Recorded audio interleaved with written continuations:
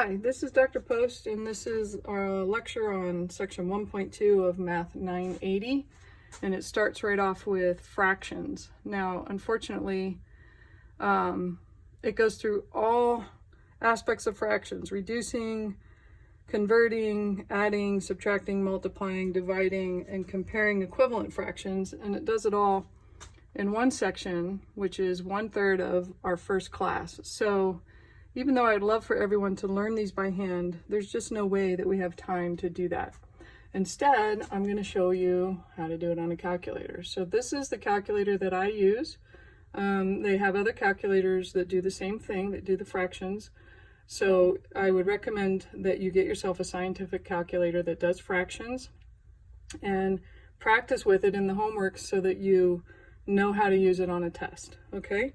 So our first question, number 1, wants us to reduce the fraction 60 over 40. And if I type this in as a fraction, which is 60, and then the ABC button means fraction, and it gives this little symbol here, and then 144, and hit equals, it reduces it down to 5/12. So the calculator will automatically give it to you in the lowest reduced format, so 5/12. And there's my answer.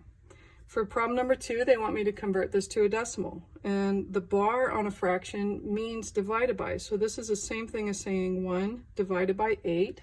So I don't need my fraction tool here. I can simply do 1 divided by 8, and it gives me 0.125. So that's my answer. Now, question number 3 wants me to convert this to a decimal. I can think of the 5 as a whole number and just do 1 divided by 2 to get 0.5, so I have 5.5. But I also could type this mixed fraction into my calculator by doing 5 fraction 1 fraction 2. So I would go 5 fraction 1 fraction 2 equals, and it gives it to me as that mixed number, 5. The U means that the 5 is a whole number and the 1/2 is a fraction. To convert it to a decimal, this F to D up here will do the switch. So I have to go second F to D equals, and it changes it to 5.5.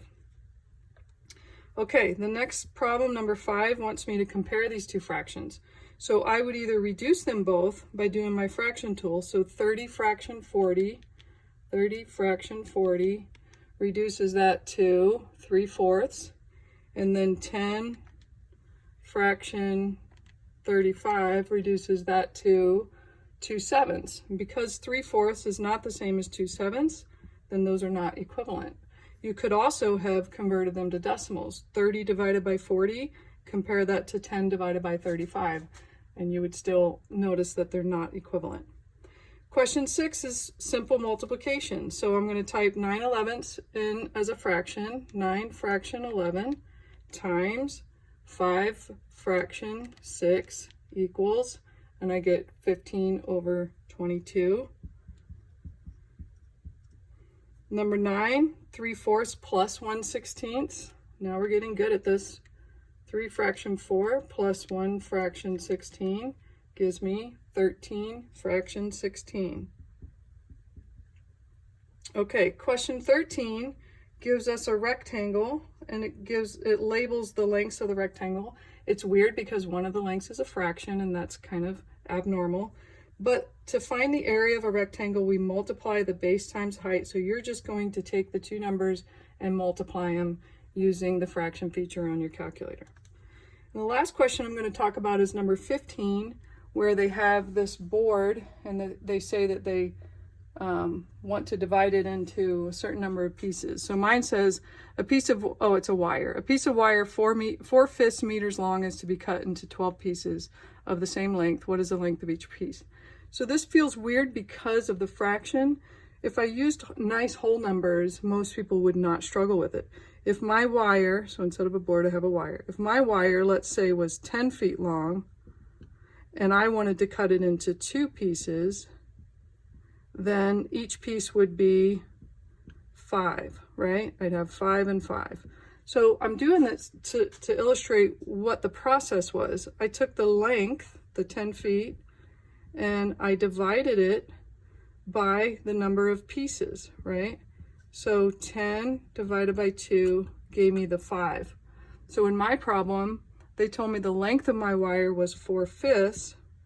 I'm going to divide it by the number of pieces, which was 12, and now it becomes a calculator problem. 4 fraction 5 divided by 12.